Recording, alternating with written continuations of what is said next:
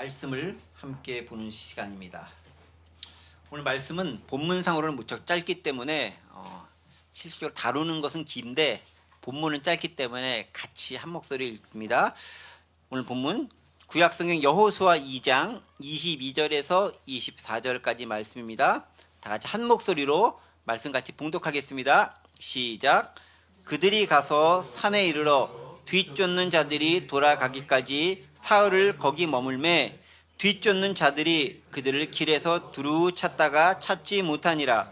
그 두 사람이 돌이켜 산에서 내려와 강을 건너 눈의 아들 여호수아에게 나아가서 그들이 겪은 모든 일을 고하고 또 여호수아에게 이르되 진실로 여호와께서 그 온 땅을 우리 손에 주셨으므로 그 땅의 모든 주민이 우리 앞에서 간담이 녹더이다 하더라. 아멘. 아멘. 네, 여호수아 2장의 마지막 말씀을 가지고 오늘도 함께 은혜를 나누는 시간을 갖도록 하겠습니다. 여호수아서를 보고 있으면은 재미있는 것들도 많이 발견하게 되고 또 하나님 놀라운 은총과 계획과 섭리가 어떻게 이루어지고 있는가에 대해서 우리가 발견할 수 있습니다. 또 특별히 그 가운데서 아주 연약하고 미약해 보이는 한 여인을 통한 하나님의 구원의 계획이 어떻게 펼쳐지는가에 대한 부분들도 우리는 발견할 수 있을 것 같습니다. 우리 지난 시간에 있는 말씀들 잠깐 좀 상고해 보도록 할게요. 우리 지난주 중요한 그리스도를 상징하는 두 가지 것들 있었습니다. 첫 번째가 뭐였죠? 사흘이라고 하는 기간, 예수 그리스도의 죽음과 그리고 부활 사이의 기간을 상징하는 그 개념이 그 안에 들어가 있다라는 것. 그리고 그리스도 상징하는 또 하나 중요한 개념이 있었죠. 붉은 줄이 있었다라는 것 우리는 생각해 볼 수 있습니다. 6월절 어린 양의 피를 상징하는 그 붉은 줄, 그 줄, 썩은 줄이 아니라 그 붉은 줄이 구원을 위한 줄이 된다라는 것. 그리고 다른 줄이 아니라 오직 그 줄만이, 그 붉은 줄만이 구원을 상징하는 것, 즉 구원의 유일성이 그 안에 담겨져 있다라는 것 우리는 발견했습니다. 만약에 붉은 줄이 아니라 초록색 줄이라던가 뭐 다른 색 줄을 매달았으면 어떻게 될까요? 그 집은 아닌 거예요. 붉은 줄을 꼭 매달았기 때문에 그 줄이 되어야 된다는 거죠. 구원의 유일성과 그래서 피를 상징하는 거 우리는 기억할 필요가 있다라는 거. 또 한 가지 중요한 개념은 누가 구원을 받았죠? 구원은 누가 받았습니까? 그 집에 있는 사람들이 다 구원을 받았다라는 거. 집에 있는 사람들. 그래서 우리가 그 집 안에 들어가지 않으면 구원이 없다라는 거예요. 그 집은 교회를 상징한다라는 것들이죠. 즉 믿음이 아무리 좋다 고백하고 내가 자랑하고 다녀도 결정적 순간에 그 집 밖에 있으면 이스라엘군이 쳐들어왔을 때 죽임을 당하는 거다. 어린 양의 피가 출애굽 시에도 구원을 줬던 것은 그 문설주와 지방에 피가 묻어진 그 집안에 들어있던 사람들은 다 살았다라는 것을 우리는 기억할 필요가 있다. 그래서 교회 밖은 사실 구원이 없습니다. 그래서 반드시 우리는 교회 안에 들어가 있는 것을 기억해야 된다라는 것 중요한 것이었습니다. 또한 정탐꾼의 말에 순종하는 라합의 모습을 보면서 또 예수님 그 천사의 말에 순종했던 마리아의 모습 기억하면서 순종이 얼마나 귀한 모습인가라는 것들 깨달았고요. 더불어서 우리가 핏값에 대해서 책임질 만한 것이 없어야 되겠다. 네, 그래서 우리가 떠오르는 그 사람, 지금도 떠오르죠? 지난주 떠올랐다가 잊어먹었다가 오늘 다시 떠오르는 그 사람 있죠? 네, 그 사람에 대해서 내가 핏값에 자유하기 위해서는 복음을 전하고 그에게 그리스도 은혜를 나누는 일 게을리하면 안 되겠다라는 것 반드시 기억할 필요가 있습니다. 그래서 우리의 의무를 다하는 것이 얼마나 필요한 것인가에 대한 부분들을 함께 나눴던 시간이 지난 시간이었습니다. 네, 두 주에 걸쳐 계속 이렇게 한 이유는 뭐냐면은 연결시켜진 의미도 있겠지만 또 우리가 지난 주간 했던 것들을 어떻게 한번 실천적으로 적용했는가도 한번 생각해 보자는 의미에서 이렇게 나누면서 하고 있으니까 그렇게 여러분 생각하시면서 받으시면 좋을 것 같습니다. 자, 그렇게 라합을 통해서 정탐꾼들은 노임을 받게 되는 거죠. 근데 아직까지 오늘 본문을 넘어오기 전이기 때문에 완벽하게 살아 돌아간 건 아니에요. 이제 마지막 관문이 남겨져 있습니다. 그게 바로 오늘 본문 22절부터 진행되는 부분들입니다. 22절 말씀 제가 읽어볼게요. 그들이 가서 산에 이르러 뒤쫓는 자들이 돌아가기까지 사흘을 거기 머물매 뒤쫓는 자들이 그들을 길에서 두루 찾다가 찾지 못하니라. 네. 그들이 가서 여기서 말하는 그들은 누구죠? 정탐꾼들을 얘기하죠. 그들이 산에 가서 머물러 있으니까 뒤쫓는 자들이 돌아가기까지 사흘을 거기 머물렀다라고 얘기합니다. 자, 근데 저는 이 부분에서 좀 주의 깊게 봤었던 부분은 뭐냐면은 그들이 사흘을 머물렀다고 했잖아요. 근데 원래 사흘을 머물라라고 누가 얘기했었죠? 라합이 얘기했었죠. 그렇죠? 그렇죠. 사흘이 상징이 그리스도에 대한 상징, 그 죽음과 부활 사이에 상징된 숫자이기도 있지만 어쨌든 문자적으로 이 사흘이라는 것은 라합이 이스라엘 백성의 그 정탐꾼들에게 니네가 머물라라고 약조했던, 즉 약속했던 시간입니다. 여러분, 그래서 여호수아 오늘 본문 안에 여호수아 2장 16절 앞쪽으로 조금 넘어가 보면은 라합의 지시사항이 나와요. 읽어볼게요. 라합이 그들에게 이르되, 여호수아 2장 16절이에요. 두렵건대 뒤쫓는 사람들이 너희와 마주칠까 하노니 너희는 산으로 가서 거기서 사흘 동안 숨어 있다가 뒤쫓는 자들이 돌아간 후에 너희의 길을 갈지니라 라고 하면서 2장 16절에서 사흘간 머물라라고 라합이 이미 얘기했던 것을 발견할 수 있습니다. 자, 근데 저는 이걸 보면서 이런 생각을 했어요. 라합이 이렇게 사흘 동안 머물라라고 했어요.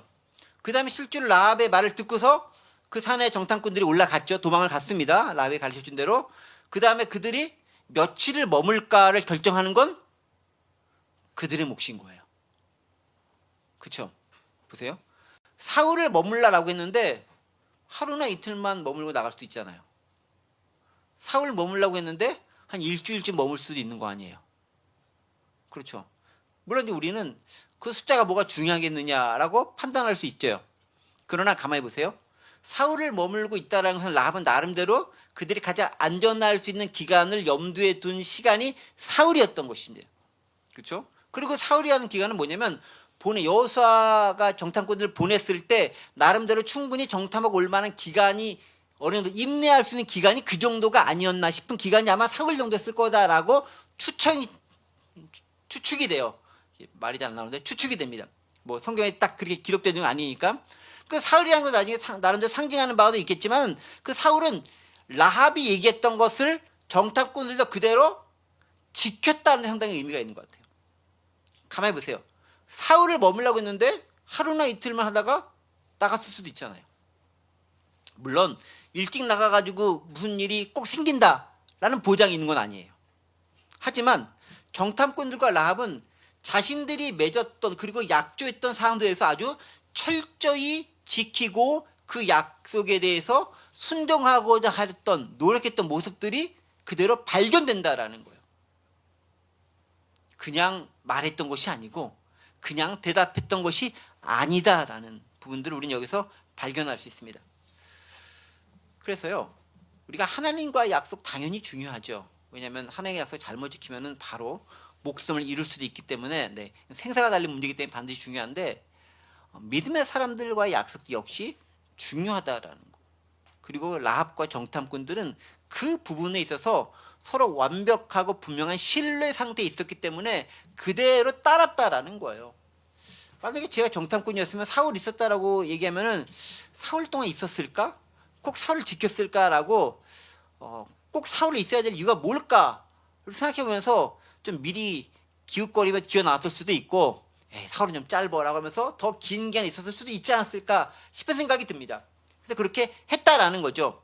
그런 부분들이 라합과 정탐꾼이 얼마나 신뢰 관계에서 서로에 대해서 믿고 있었는지가 우리 본문을 통해서 발견할 수 있습니다.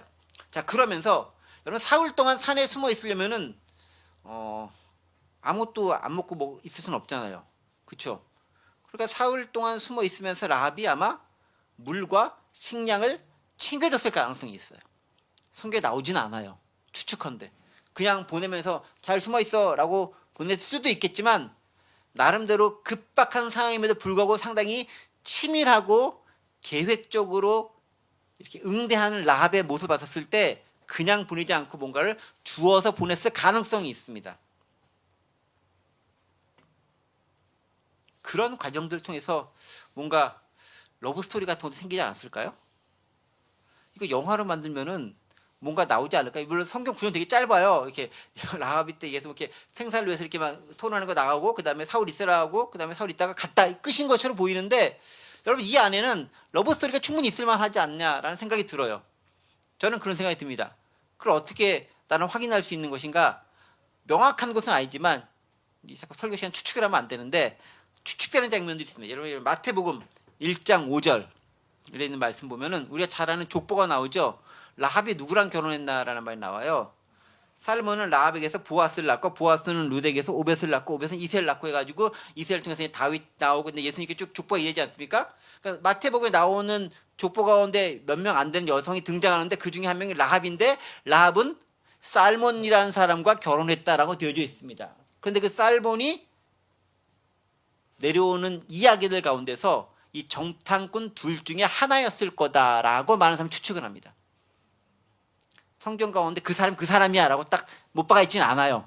그러나 이런 모습들도 그 안에서 발견되어질 수 있는 것이 아닌가 싶은 생각이 있습니다. 또 이렇게 여러분 보세요. 정말 생사가 왔다 갔다 급박한 상황에서는 원래 러브라인이 조금 더 많이 이렇게 발전하는 법이에요. 이게 영화를 만들면 이거 안 나오겠어요? 충분히 나올 만한 소재 아니겠습니까? 여러분 감독들이 영화 만들 때요. 그냥 한 문장 딱 한 줄 가지고 2시간짜리 영화를 만들어요. 상상력을 발휘해서.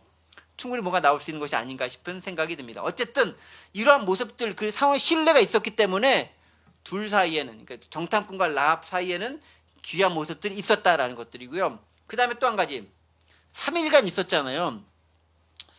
3일간 여러분 만약에 산속에서 숨어 있는다고 했었을 때 편안한 가운데 시간이 잘 가고 있구나 이런 생각이 드셨을 것 같으세요? 저는 그거보다는 무척 조마조마 그 다음에 지루한 것도 좀 있겠지만 조마조마하면서 어떻게 살까 싶은 그 조바심이 무척 많이 나지 않을까 싶은 그런 생각이 듭니다. 3일은요 생각하면 무척 짧은 시간이지만 정탐꾼의 입장에서는 무척 길게도 느껴질 수 있는 시간인 거예요. 그 기간을 나가고 싶은 그 유혹이 있고 어떻게 상황이 진행되는가를 보고 싶은 유혹이 있었을 텐데 꼭 참고 있는 거 아니에요. 인내가 그 가운데 충분히 발현된 것이 아닌가 그런 생각도 해봅니다. 그래서 신앙이라는 것은요 때로는 기다림과 인내의 기간인 것 같아요. 근데 여러분 아시겠지만 인내라는 단어가 그렇게 우리에게 썩 유쾌하게 다가오는 단어는 아니잖아요. 인내는 좀 지겹다, 힘들다, 고통스럽다 이것들이 그 단어 안에 포함되어져 있습니다. 인내가 즐겁다라는 사람들은 뭔가 좀 이상한 사람이에요. 뭐 약간 좀 메조키스트 성향이 있는 사람이 아니면은 인내가 즐거울 수 없어요. 힘든 거죠.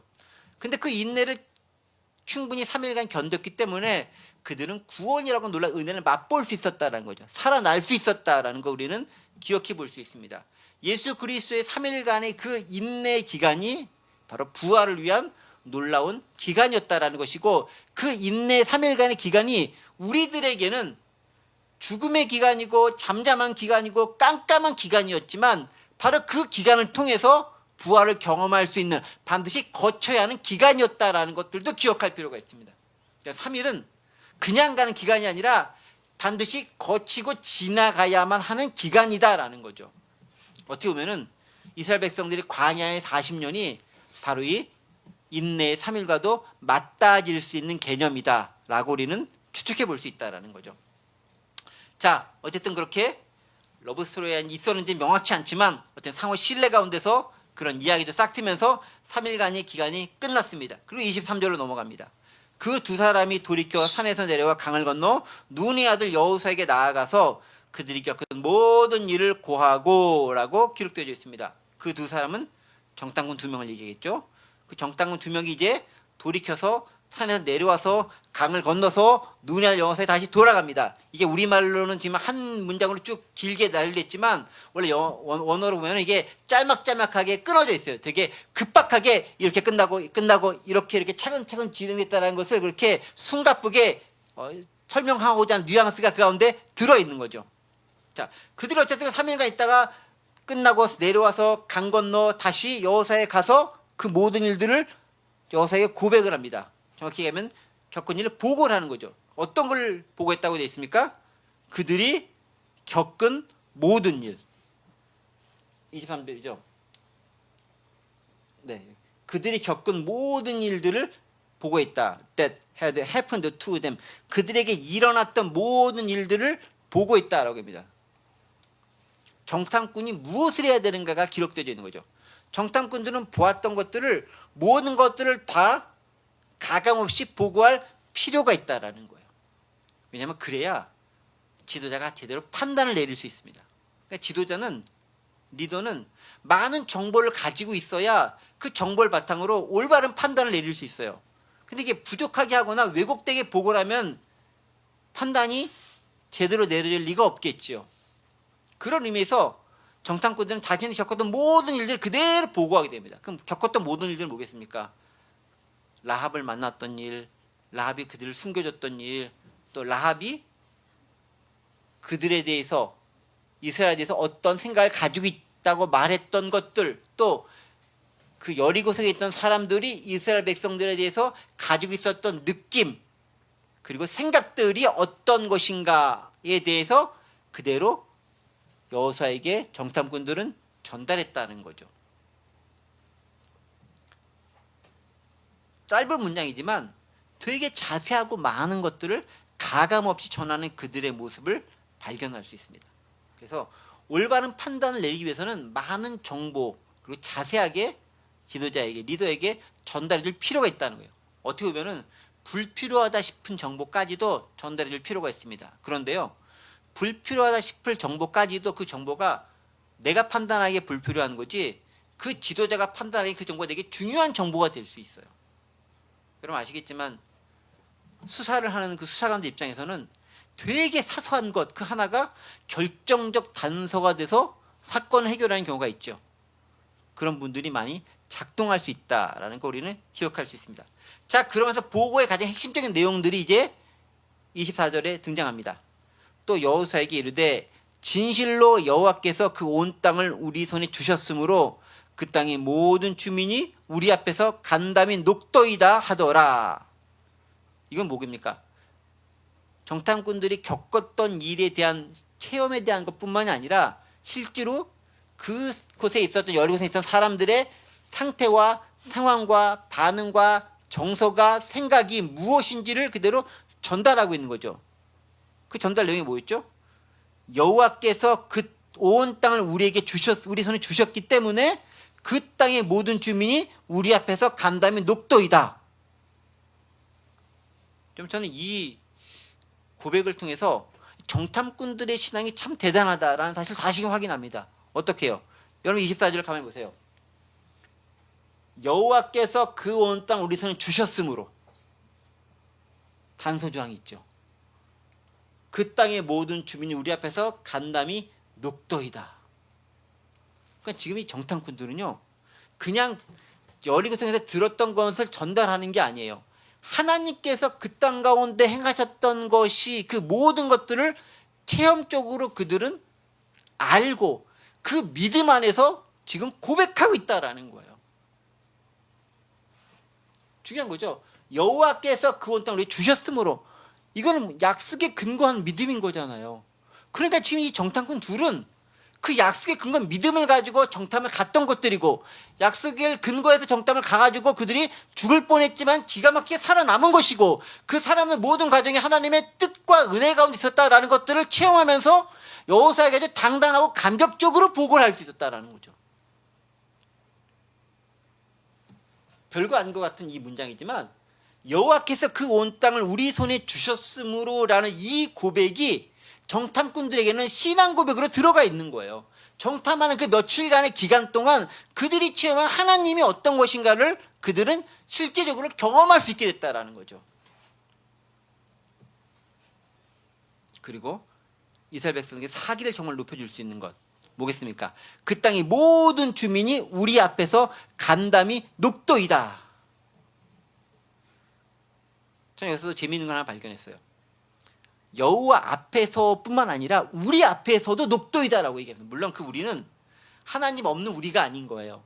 하나님과 함께 있는 이스라엘 백성으로서 우리가 분명하지만, 그들이 하나님과 함께 있는 우리에 대해서 두려워하고 있다는 것을 확인하는 순간 이미 전쟁의 승패는 다 끝났다라고 볼 수 있는 거죠. 하나님은 그러한 모습들을 때때로 우리에게 주시는 것 같아요. 예를 들면 우리가 어떤 일을 행하고자 했었을 때, 미지에 뭔가를 실행하고자 했었을 때 두렵잖아요. 떨리잖아요. 어떻게 할지 모르는 낙심한 마음이 있을 수 있는 거잖아요. 너무 또 이렇게 미지에 대한 두려움이 크면은 감히 한 발짝 내딛는 것조차가 너무 어렵잖아요. 그때 하나님께서 우리에게 이런 약속의 말씀이라든가 마음 상태를 통해서 두렵거나 떨지 않고 담대하게 나아갈 수 있도록 위로의 말씀을 약속을 확인시켜 줌과 더불어 우리에게 보여주실 때가 있다. 바로 그것이 우리가 기억해야 할 부분이 아닌가 싶습니다. 자, 어쨌든 간에 이 정탐꾼 둘의 고백은 뭐였죠? 그 땅이 하나님께 주신 땅이기 때문에 우리는 차지할 수 있습니다. 그등 우리를 두려워하고 있습니다라는 고백을 하게 됩니다. 이게 지금 여호수아가 사람을 보내서 그 사람으로부터 여호수아가 들은 보고의 내용이었습니다. 자, 그런데 이제 시간을 거슬러 40년쯤 전으로 한번 가보겠습니다. 지금 2명의 정탐꾼이 보고 와서 보고를 하지 않습니까? 40년쯤 전쯤에 민수기 13장과 14장에 보면은 이거와 비슷한 장면들이 나옵니다. 그때는 실패의 정탐꾼들이 보고 있었던 그런 장면입니다. 민수기 13장을 먼저 보면요. 정탐하러 나가는 사람들을 어떻게 뽑았고 그들이 누구인가에 대한 명단이 쭉 나옵니다.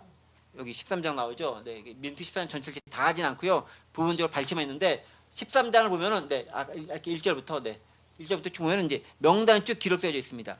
그래서 여호와께서 모세에게 말씀하여 이르시되 사람을 보내어 내가 이스라엘 자손에게 주는 가나안 땅을 정탐하게 하되 그들의 조상에 가면 각 지파 중에서 지휘자 된 자 한 사람씩 보내라 라고 하면서 하나님께서 말씀하고 계시죠. 자, 그런데 보세요.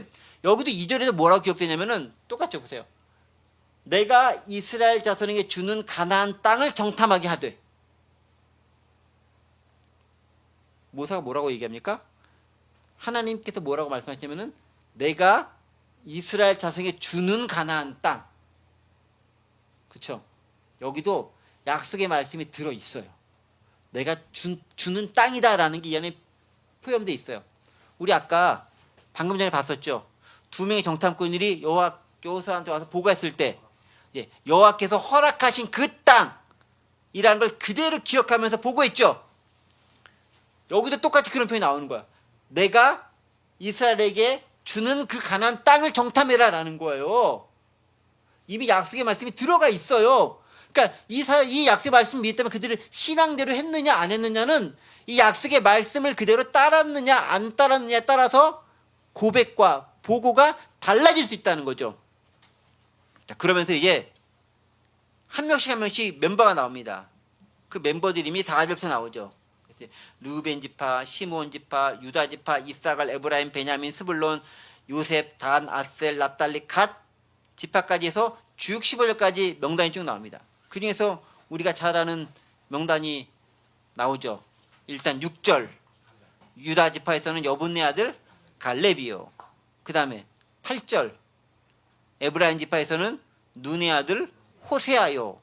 호세아가 여호수아라는 걸 또 자세히 설명해 주죠. 어디서? 16절에서 이는 모세가 땅을 정탐하러 보낸 자들의 이름이라 모세가 눈의 아들 호세아를 여호수아로 불렀더라. 네.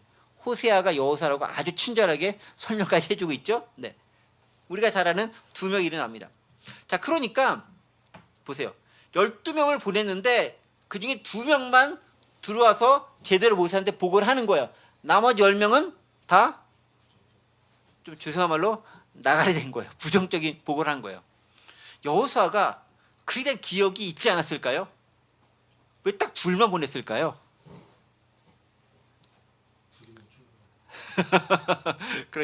그러게요. 많은 사람 보낸다고 되는 게 아니라는 걸 여호수아는 아는 거죠. 그 누구? 믿음으로 볼 수 있는 둘이면 된다라는 거예요. 믿음으로 볼 수 있는 사람. 많이 우르르 가서 봤다고 좋은 게 아니에요. 이게 많이 가면은 말도 안 되는 다수결에 의해서 폭삭 망할 수가 있는 거예요.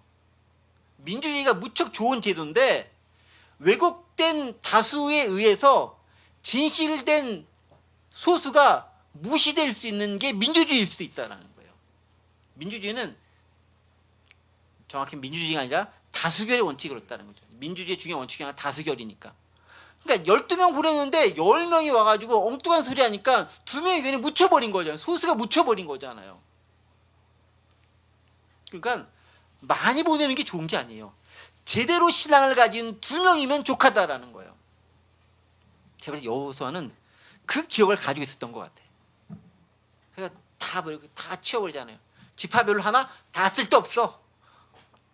우리 집합의 대표는 뭐래? 믿음이 없는데. 쓸데없다라는 거예요. 그러니까 나중에 들어와서 고백할 때 여호와께서 우리에게 주신 그 땅이라고 고백을 하잖아요. 그 고백이 놀라운 고백. 그 고백을 할 수 있는 둘이면 충분하다라는 거예요. 수천 명이 모여있는 게 중요한 게 아니라, 중요하긴 해요. 많은 사람 가운데서 어쨌든 인재도 나니까 제대로 된 몇 명이 역사를 바꿀 수 있다라는 거죠. 어쨌든 이렇게 많은 사람들이 갔고요.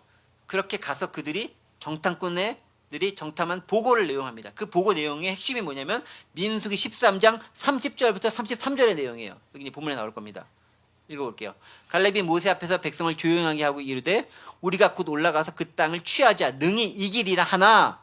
갈렙의 보고예요. 갈렙과 여호수아의 보고입니다. 31절은 다른 사람들이죠. 그와 함께 올라갔던 사람들은 이르되, 나머지 10명이에요. 우리는 능히 올라가서 그 백성을 치지 못하리라. 그들은 우리보다 강하니라 하고 이스라엘 자손 앞에서 그 정탐한 땅을 악평하여 이르되, 우리가 두루다니며 정탐한 땅 그 거주민을 삼키는 땅이요 거기서 본 모든 백성의 신장이 장대한 자들이며 거기서 네피림 후손이 아낙 자손의 거인들을 보았나니 우리는 스스로 보기에도 메뚜기 같으니 그들이 보기에도 그와 같았을 것이니라 라는 게 그들의 고백이에요. 자, 이 지점에서 그러면은 여기 말하는 10명들의 이 보고가 틀린 보고였을까요? 이 사람들은 본대로 느낀 대로 고백하는 거 맞아요. 다만 이 사람들은 한 가지 빼먹은 게 있죠. 뭐가? 그 땅은 하나님께서 우리에게 주신 땅이다라는 그 신뢰 약속을 배제한 채 상황을 본 거예요. 상황을 정확하고 제대로 파악해서 보고한다 할지라도 그게 약속의 말씀 안에서 보느냐 말씀 밖에서 보느냐에 따라서 해석이 완전히 달라질 수 있다는 거죠. 여러분 민수기 13장 앞쪽에서는요. 그 땅이 얼마나 아름다운지도 또 설명해주고 있어요. 정말 멋있는 것들 많고 크고 웅장한 것들 많고 뭐 우리 둘이서 이렇게 크게 뭐 포도송이 이렇게 포도송이 뭐지만 알갱이 이렇게 과실 이렇게 메고 다녀야 되고 너무 풍요롭다라고 고백도 해요. 하지만 믿음으로 보느냐 믿음 없이 보느냐에 따라서 해석이 달라진다. 교회에서 이루어지는 많은 일들은요.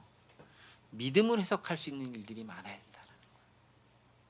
근데 종종 보면은 믿음 외의 것을 너무 중요한 잣대로 사용해서 일을 이끌어 나가고 결정하는 경우가 많이 있습니다.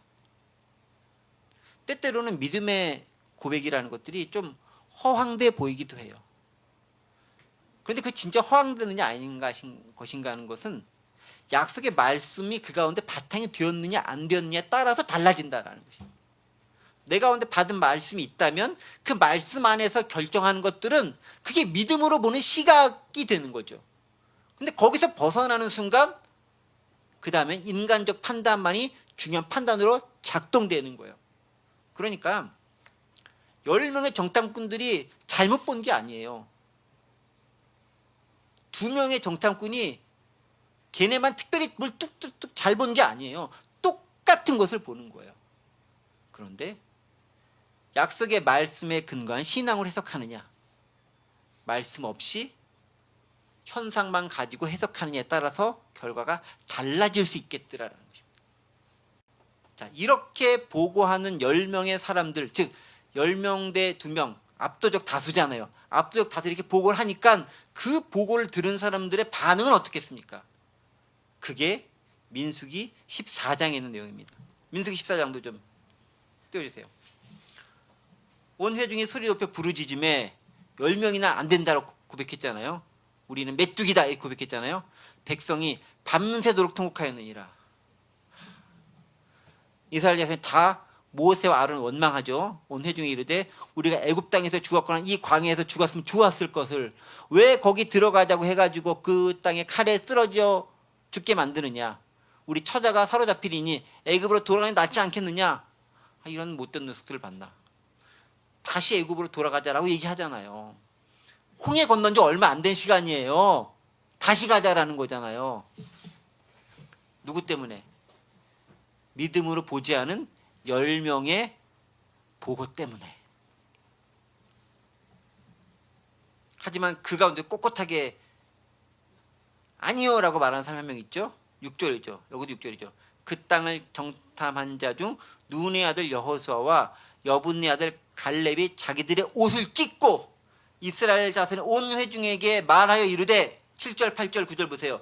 우리가 두루다니며 정탐한 땅 심히 아름다운 땅이라 여호와께서 우리를 기뻐하시면 우리를 그 땅으로 인도하여 들으시고 그 땅을 우리에게 주시리라. 이는 과연 적받고 흐르는 땅이니라. 다만 여호와를 거역하지 말라. 또 그 땅 백성 두려워하지 말라. 그들 우리의 먹이라. 그들의 보호자는 그들에서 떠났고 여호와는 우리와 함께 하시니라. 그들 두려워하지 말라. 누구의 믿음 섞인 고백과 선언입니까? 네, 여호수아와 갈렙의 믿음으로 가득 찬 고백과 보고가 들어있다라는 거죠. 여호수아는요 40년 전에 이 사건 그대로 기억하고 있는 거예요. 다수가 봐서 좋은 게 아니라 제대로 믿음으로 보일 수 있는 그 한 사람의 보고가 진짜 보고다라는 거죠. 좀 신앙이란 그런 것 같아요. 다수결을 무시하라는 것도 아니고 다수결이 꼭 틀렸다라는 것이 아닙니다. 반대로 12명이 가서 그 사람들이 모두 다 믿음으로 봤다면 어떻겠어요? 완전 사기 충전 아니겠어요? 그러면 이제 이렇게 40년 방황하지도 않고 그때 바로 가나안 땅에 들어가가지고 뭔가 역사가 일어났겠죠. 물론 결과론이지만 40년 동안 훈련했기 때문에 잘 들어가고 싸움도 했을 것이야 저는 믿어요. 생각해요. 그러나 어쨌든 그 12명의 어떠한 보고냐에 따라서 달라졌던 것처럼 믿음으로 보는 그 사람의 보고와 그 목소리가 얼마나 중요한가를 우리는 다시금 생각해 봐야 합니다. 근데 더 놀라운 사실은, 정확히 더 슬픈 사실은 민수기 14장 10절에 있습니다. 제가 안 읽었는데 이제 한번 읽어볼게요. 온 회중이 그들을 돌로 치려 하는데 그때 여호와의 영광이 회막에서 이스라엘 모든 자손에게 나타나시니라 라고 하면서 하나님께서 그들을 살리시죠. 그러니까 여호수아는요 돌 맞아 죽을 위험으로부터 하나님의 이끄심과 인도하심으로 구원을 받은 경험이 있는 거예요. 그 경험이 있으니까 제대로 볼 줄 아는 둘만 선택해서 보내는 담대함이 그 가운데 있었던 거죠. 그래서 제가 볼 때 여호수아는요 둘만 딱 보낸 것은 이미 어떤 보고할지를 관심 없어 할 수도 있어요. 정확히 얘기하면 이미 40년에 여호수아는 믿음으로 받고 믿음으로 보여받고 40년을 모세를 따라다니면서 배웠습니다. 그리고 이제는 들어가는 일만 남았다는 걸 누구보다도 잘 아는 거예요. 다만 그것을 확인시켜줄 뭔가가 필요한 거죠. 그래서 둘만 보낸 거예요. 또 각 집회 모집해서 10명 보내면 똑같은 일이 또 발생할 수도 있는 게 사람의 연약한 모습이기 때문에 그렇다라는 것입니다. 말씀을 정리하겠습니다. 신앙의 관점으로 약속의 말씀으로 사물을 보는 것과 사건을 보는 것과 그냥 일어났던 현상을 우리 인간의 모습으로 보는 것하고는 차이가 있을 수 있습니다. 그게 둘 다 똑같이 같이 간다면 별 문제가 없겠지만 차이가 보일 때가 있어요.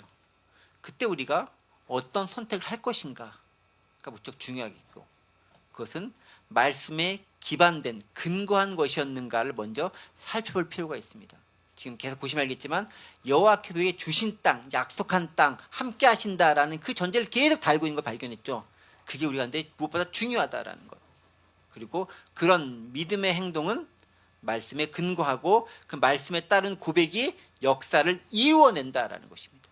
그리고 다수가 아닌 제대로 볼 줄 아는 2명의 소수의 고백이었지만 그 보고였지만 그 보고를 바탕으로 나중에 이스라엘 백성은 여호수아를 필두로 여리고성에 들어가서 하나님만의 방법으로 무력으로 와 싸우자 가지고 막 해서 여리고성 무너뜨린 게 아니라 정말 말도 안 되는 방법으로 그 성을 무너뜨립니다. 약속의 말씀을 믿고 있었던 여호수아의 승리가 여기서 확인되는 순간인 거죠.